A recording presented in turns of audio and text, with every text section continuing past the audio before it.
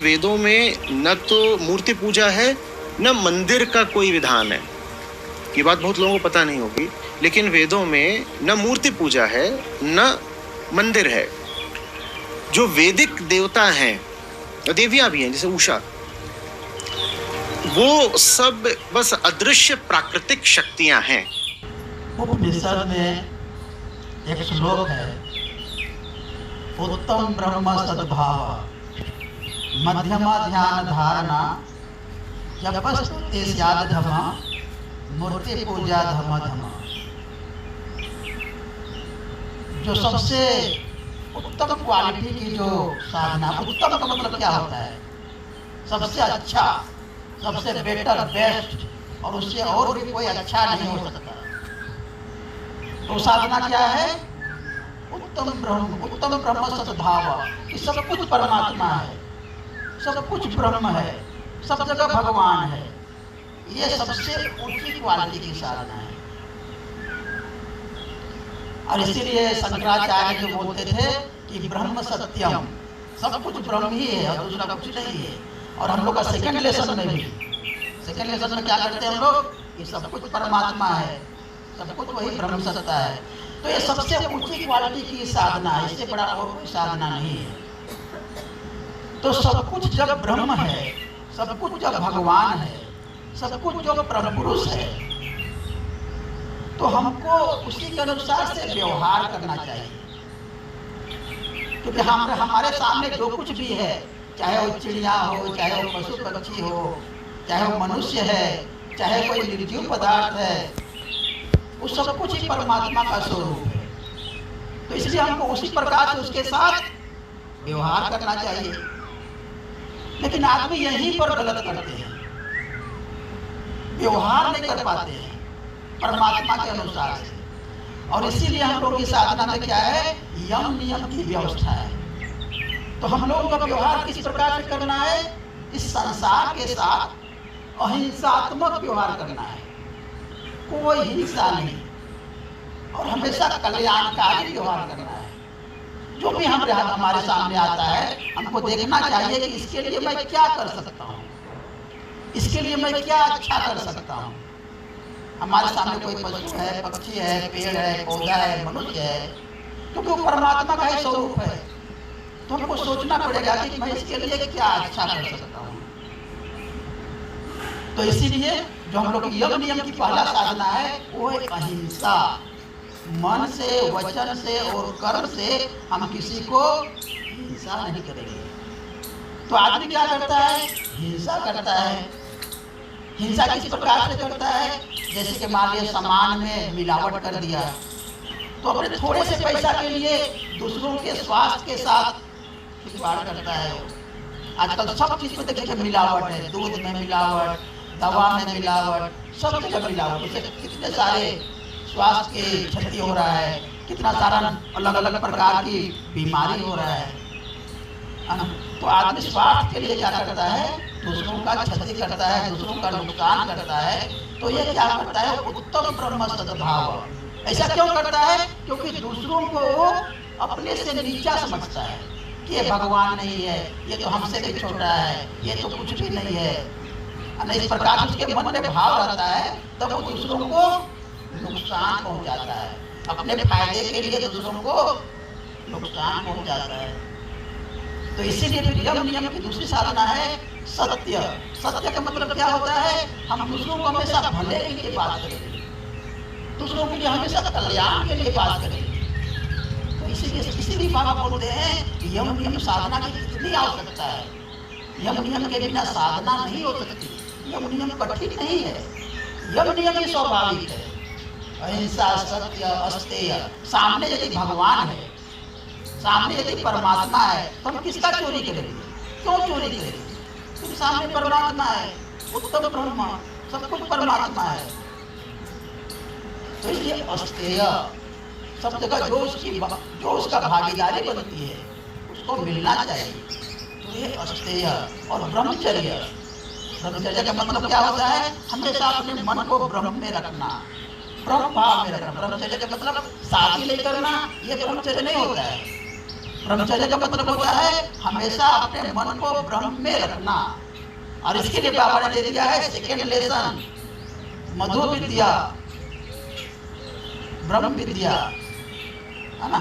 तो इसीलिए second lesson में क्या करते हैं, हम घर से निकलने के पहले मधु विद्या ले लिया कि सब कुछ परमात्मा है, सब कुछ ब्रह्म है। घर में घुसने से पहले ले लिया कि सब कुछ परमात्मा है। खाने से पहले मधु विद्या ले लिया कि सब कुछ परमात्मा है, खाना भी परमात्मा है, मैं भी परमात्मा हूँ। तो ये मधु विद्या कितनी बड़ी साधना पर बाबा ने दे दिया हम लोग, ब्रह्म साधना, है ना। तो इसलिए हम लोगों को इसको व्यवहार में लाना है। ब्रह्मचर्य हमेशा अपने मन को ब्रह्म में रखना है, ब्रह्म भाव में रखना है। इसी संसार में रहते हुए अपने मन को ब्रह्म भाव में। दादा ने स्वाध्याय पढ़ाना कि संसार में हमको बहुत सारा भले कष्ट हो सकता है, अपने संसार में हमको नाना प्रकार की समस्या हो सकता है, लेकिन हमको हमेशा अपने मन को उसी ब्रह्म में रखना है, उसी परम सत्ता में रखना है। अपने मन को हमेशा सहस्त्रार में जो गुरु बैठे हुए उनके चरणों में अपने मन को रखना है। इसलिए दादा ने स्वाध्याय पढ़ा कि जो कमल का फूल होता है वो कितने सारे फपेड़े खाता है, कितने सारे उसके प्रॉब्लम्स होती है, फिर भी हमेशा वो आकाश की तरफ देखता है, हमेशा वो चांद की तरफ निहारता है। संसार के सारे समस्या को, सारे कीचड़ में रहता है, वो पानी में रहता है, कीचड़ में रहता है, लेकिन हमेशा वो ऊपर देखता है। तो इसलिए सबसे ऊंची क्वालिटी की साधना है उत्तम ब्रह्म सद्भाव। और दूसरी क्वालिटी की साधना है मध्यम ध्यान धारणा। जो ध्यान है, धारणा है, ये उससे नीचे क्वालिटी की साधना है। और इसलिए ये हम लोग क्यों करते हैं, उसी उत्तम ब्रह्म की साधना में इस्टेब्लिश होने के लिए करते हैं। ध्यान है, धारणा है, ये जो हम लोग करते हैं ये उसी उत्तम ब्रह्म में इस्टेब्लिश होने के लिए करते हैं। और उससे नीचे क्वालिटी की साधना क्या है, उससे नीचे क्वालिटी की साधना है जप और स्तुति। जप कर रहा है, हजार हजार बार, लाख लाख बार जप कर रहा है, ओम नमः शिवाय, ओम नमः शिवाय, हरि ओम तत्सत, हरि ओम तत्सत, हरे राम, इस प्रकार का लाखों लाख जप कर रहा है। वो उससे भी नीचे क्वालिटी की साधना है। स्तुति कर रहा है, भगवान का कोई गुणगान कर रहा है कि भगवान तुम ऐसे हो, तुम वैसे हो, तुम ये हो, इस प्रकार का गाना गा कर स्तुति कर रहा है। ये उससे भी नीचे क्वालिटी की साधना है, भगवान की स्तुति गुणगान कर रहा है।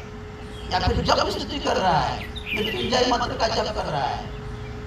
जप में तीन प्रकार का होता है, एक है मानसिक जप, और एक है वाचनिक जप, और एक है उपांशु जप।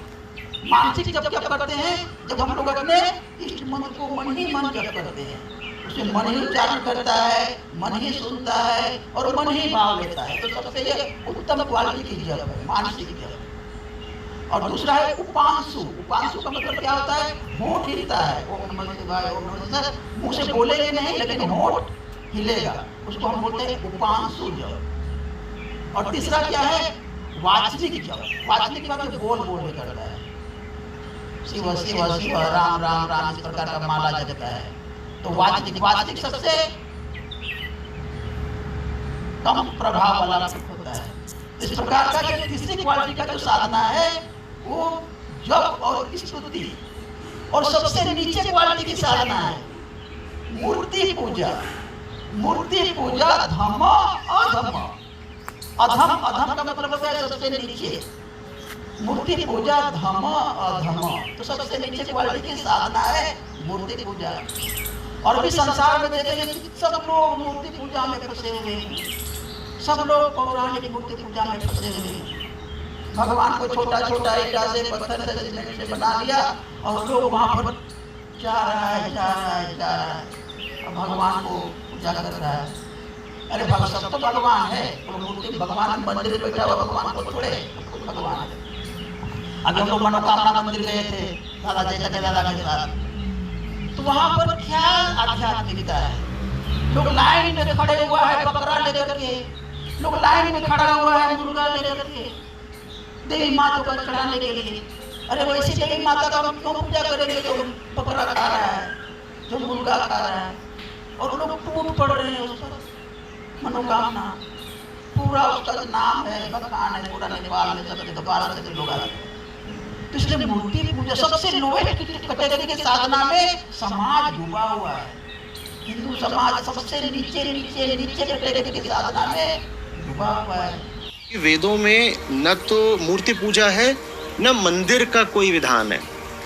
ये बात बहुत लोगों को पता नहीं होगी, लेकिन वेदों में न मूर्ति पूजा है न मंदिर है। जो वैदिक देवता हैं, देवियां भी हैं जैसे उषा, वो सब बस अदृश्य प्राकृतिक शक्तियां हैं। नकली बुद्ध, वो जो पत्थर की मूर्ति है, उसे तुम सदा पकड़े बैठे रह सकते हो। आदमी इस भय से कि कहीं दुख न झेलना पड़े, धीरे धीरे जीवंत वस्तुओं से ही संबंध तोड़ लेता है, मुर्दा वस्तुओं से संबंध जोड़ लेता है। कि तुम महावीर की मूर्ति पूजते हो, तुम कम से कम ये तो पता लगाओ कि महावीर ने कभी किसी की मूर्ति पूजी थी। और जब महावीर ने ही नहीं पूजी, तो तुम महावीर की मूर्ति पूजकर महावीर के अनुयायी नहीं हो, दुश्मन। श्री श्री आनंद मूर्ति जी भी मूर्ति पूजा के बारे में बोले हैं कि जो वस्तु जैसी हो उसको उसी ढंग से ना कहकर दूसरे ढंग से कहना, उसको अपवाद देना है। इसलिए अनादि अनंत निराकार ब्रह्म के नाम पर मूर्ति पूजा करने का अर्थ है जानबूझकर उससे अपवाद देना, उसका अपमान करना। और बाबा बोलते हैं कि इसलिए तुम लोग ये महापाप नहीं करोगे। तो ये श्री श्री आनंद मूर्ति जी का वक्तव्य है मूर्ति पूजा के बारे में।